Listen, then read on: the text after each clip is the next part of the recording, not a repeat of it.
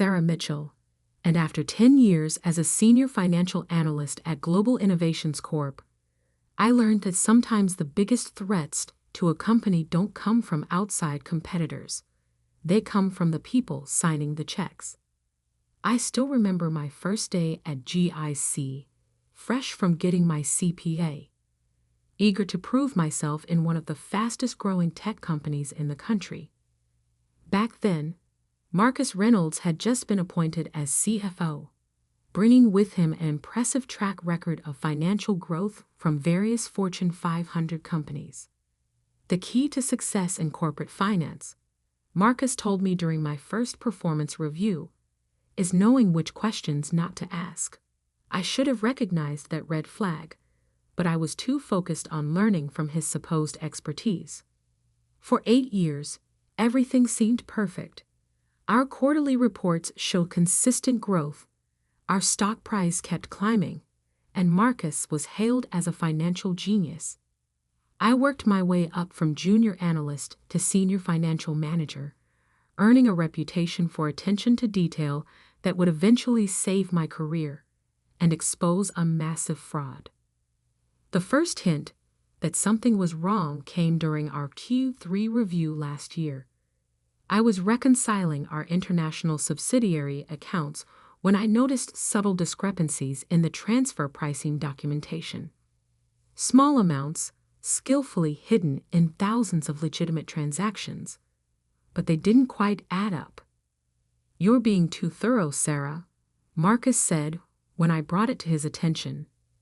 "These international accounts are complex. Some irregularities are normal." But I couldn't shake the feeling that something was off. I began keeping detailed records of every suspicious transaction, storing copies of documentation on a secure private server, not because I suspected fraud yet, just because it was my job to be thorough.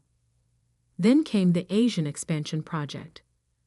GIC was planning to acquire 3 tech companies in Singapore, and I was assigned to conduct the financial due diligence.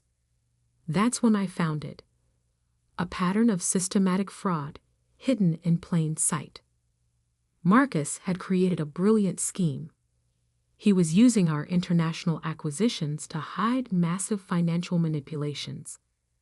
Money would flow through multiple subsidiaries, getting lost in a maze of transactions before disappearing into offshore accounts.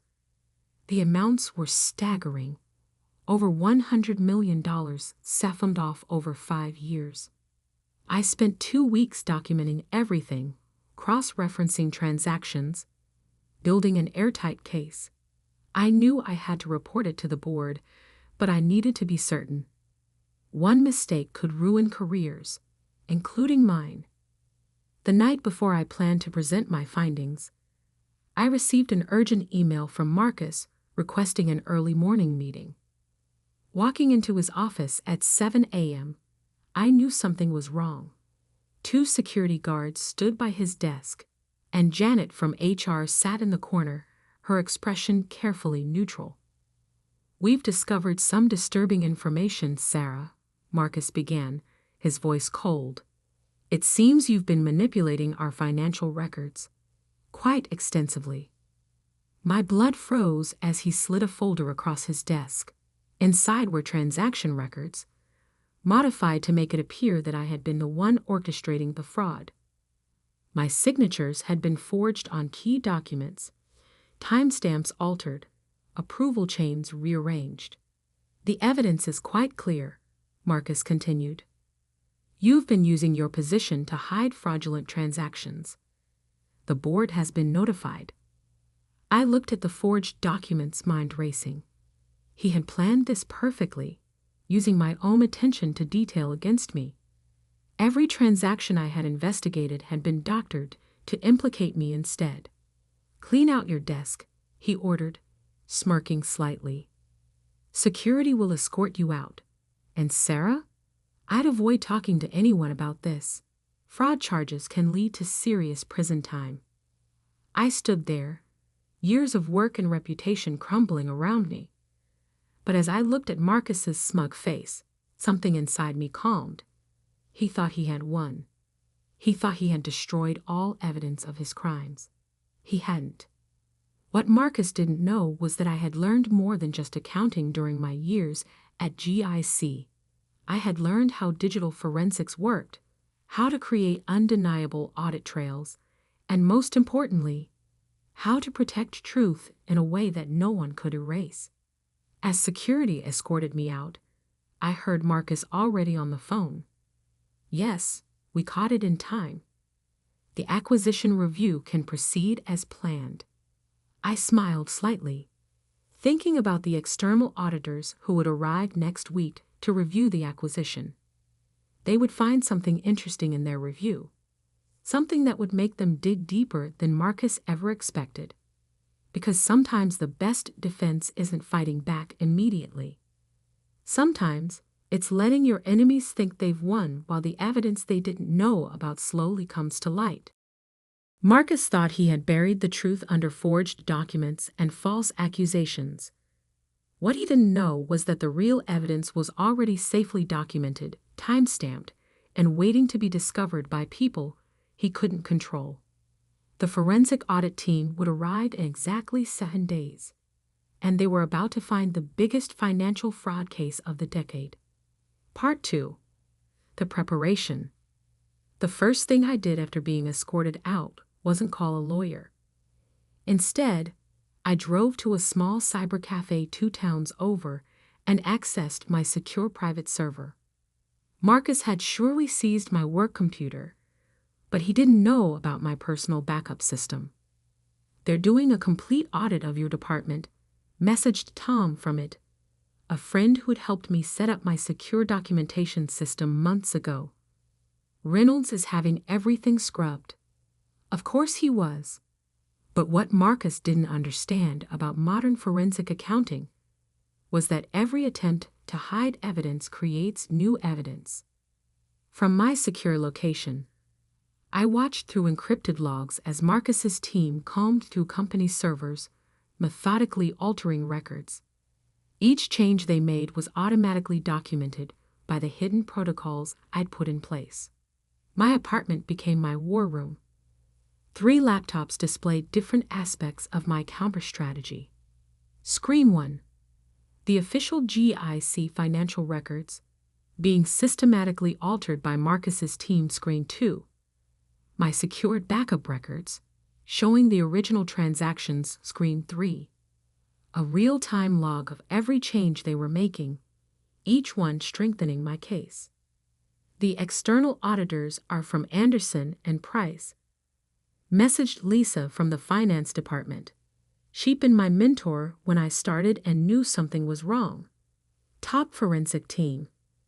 Reynolds is trying to rush them through before the acquisition. Perfect. Anderson and Price had a reputation for being thorough. They wouldn't be rushed. 2 weeks after my firing, Marcus made his first major mistake. In his hurry to cover the money trail, he authorized a series of correcting entries that contradicted previous quarterly statements. Getting questions from the SEC about revised filings, Lisa reported, "The changes aren't matching up with the original submissions." I smiled, watching the discrepancies multiply. In financial fraud, it's not the original crime that usually exposes you, it's the cover-up. Then came an unexpected ally. James from the Singapore office reached out through a secure channel. "Those acquisition targets you were investigating," he wrote, "2 of them are shell companies. Just empty offices and paperwork. I've got photos and documentation." I thanked him but warned him to stay quiet. The forensic audit would need to discover this independently to be credible. 3 weeks in, signs of Marcus's growing desperation started showing. The auditors were asking too many questions, digging too deep into the international transactions. "Sarah," his email read, "perhaps we acted hastily. Would you consider consulting on some historical reconciliations? For appropriate compensation, of course." I didn't respond. A few days later, another email arrived offering a generous settlement, in exchange for signing some backdated documents. His nervousness was showing. The auditors must have found something. They're working through weekends now, Lisa reported. Marcus has the team recreating transaction histories, but the numbers aren't adding up. Can't make the cash flows balance. Of course they couldn't. International transfers have too many independent verification points. Change one record, and you have to change hundreds of others to maintain consistency. 1 week before the acquisition deadline, I received an urgent message from David, our external counsel, who'd quit after my firing. "You need to see this," he wrote, attaching internal memos. "They're planning to pin everything on you." Created a whole paper trail of forged authorizations. I checked my secure logs. Every document they forged, every alteration they made, was being independently recorded and timestamped. The truth was growing stronger with every lie. The final week was intense. Marcus's team worked around the clock, trying to patch holes in a fictional narrative. Each fix only created new discrepancies. The auditors found the Singapore shell companies, Lisa messaged. They're expanding the scope of their investigation. Marcus is furious. His final attempt to reach me came through my old supervisor. "Whatever you think you have, it won't matter. Take the settlement. Walk away." I sent back one reply, looking forward to the audit findings. The night before the auditor's final presentation to the board, I checked my documentation one last time. Original transaction records, secured and verified. Forged document trail, fully documented. Alteration timestamps, all logged. Singapore evidence, independently verified. Cash flow discrepancies, clearly highlighted. "You really think this will work?" Tom messaged. "They've got the board convinced you're the criminal." "That's the beauty of forensic accounting," I replied. "Numbers don't lie, even when people do." I went to bed that night feeling strangely calm. Tomorrow, in front of the board and the SEC observers, Marcus would learn why you should never frame a financial analyst who understands digital forensics. My phone buzzed one last time. A message from Lisa. Auditors called an emergency board meeting for tomorrow morning. Marcus doesn't know what they found. But I did, and tomorrow, everyone else would too. Part 3. The Revelation. The morning of the audit presentation, Global Innovation's headquarters was unusually quiet. Through my sources, I learned that the Anderson and Price team had requested a closed-door session with the full board and SEC representatives. Marcus had no choice but to agree, though he insisted on presenting his version of events first. "Ladies and gentlemen," he began, standing confidently at the head of the boardroom. "Before the audit team presents their findings, I want to address the unfortunate situation that led to this review." I watched through Lisa's secure feed as Marcus launched into his carefully prepared narrative. "As you know, we recently discovered significant financial irregularities," he continued. "Thanks to our internal controls, we identified the responsible party, a trusted employee who abused her position." The boardroom door opened, interrupting his speech. Catherine Wong, lead forensic auditor from Anderson and Price, walked in flanked by 2 SEC investigators. "Mr. Reynolds," Catherine said calmly, "I believe we should proceed directly to our findings." Marcus's smile flickered. This wasn't part of his plan. "Of course," he said smoothly, taking a seat. "Though I think you'll find our internal investigation has been quite thorough." "Indeed," Catherine replied, connecting her laptop to the presentation system. "Let's begin with those internal investigations." The screens came to life, displaying a complex timeline of transactions. "What you're about to see," Catherine announced, is one of the most sophisticated financial fraud schemes we've encountered, and its revelation comes thanks to one of the most detailed forensic documentation trails I've ever seen. Marcus shifted uncomfortably as Catherine began her presentation. First, let's examine the official records, she said, pulling up GIC's books. According to these, Sarah Mitchell orchestrated a complex fraud scheme. However, the screen split, showing parallel transaction records. These are the original records, preserved through independent blockchain verification. Notice the timestamps, digital signatures, and authentication chains. The board members leaned forward, studying the discrepancies. Every alteration made to company records over the past month was automatically logged. Catherine continued. Each attempt to hide the original fraud created new evidence of deliberate manipulation. She clicked through a series of slides, revealing the full scope of Marcus's scheme. Shell companies in Singapore with no actual operations. Transfer pricing manipulations hiding money movements. Forged approvals with impossible timestamps. Backdated documents contradicting official filings. But the most damning evidence, Catherine said, comes from the very attempt to frame Ms. Mitchell. The screens show a detailed analysis of the forged documents used against me. These forgeries contained a fatal flaw, Catherine explained. They used digital signatures generated after Ms. Mitchell's system access was revoked. In other words, these documents could only have been created by someone with CFO-level authorization. Marcus stood up abruptly. This is speculation. Actually, one of the SEC investigators cut in. It's evidence, and there's more. The next hour was a methodical destruction of Marcus's entire fraud scheme.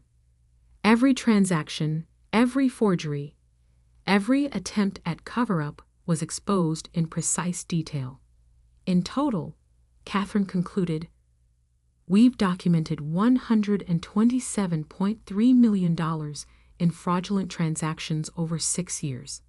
The attempt to frame Ms. Mitchell appears to have been triggered by her discovery of the Singapore shell companies. The board chairman looked physically ill. And the acquisition targets? Fake, Catherine confirmed. Empty offices and paid actors.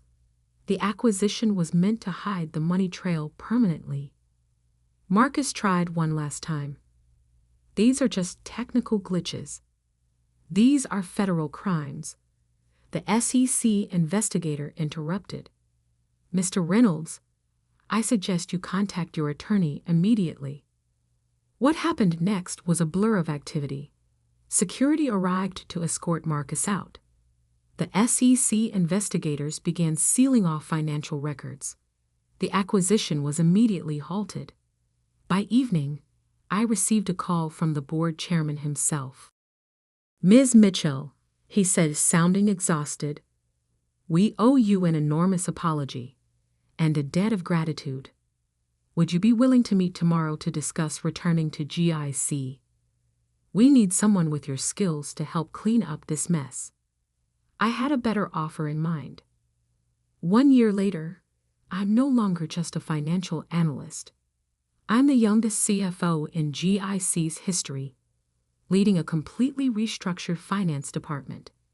The systems I designed to catch Marcus's fraud have become standard practice across the industry. Marcus? He's facing 20 years in federal prison. Turns out we weren't his first target, just the first one who kept better records than he did. Sometimes late at night, reviewing audit reports in my new office, Marcus's old office, I think about that final board meeting. About his face when he realized what had happened. He thought he was framing an ordinary analyst, but what he really did was trigger the most sophisticated forensic trap ever created. The irony.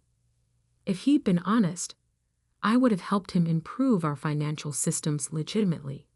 But he chose fraud.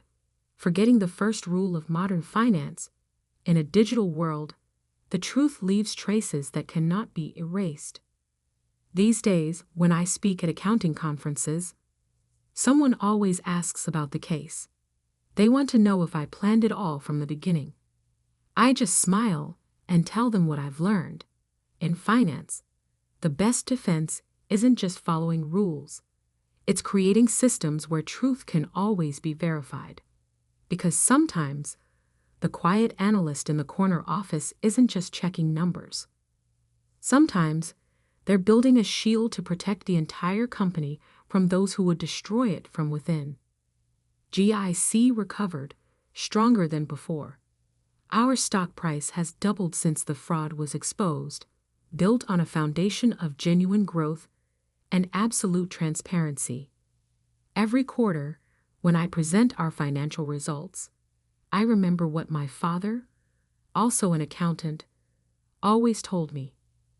Numbers tell stories, Sarah. Make sure yours tells the truth.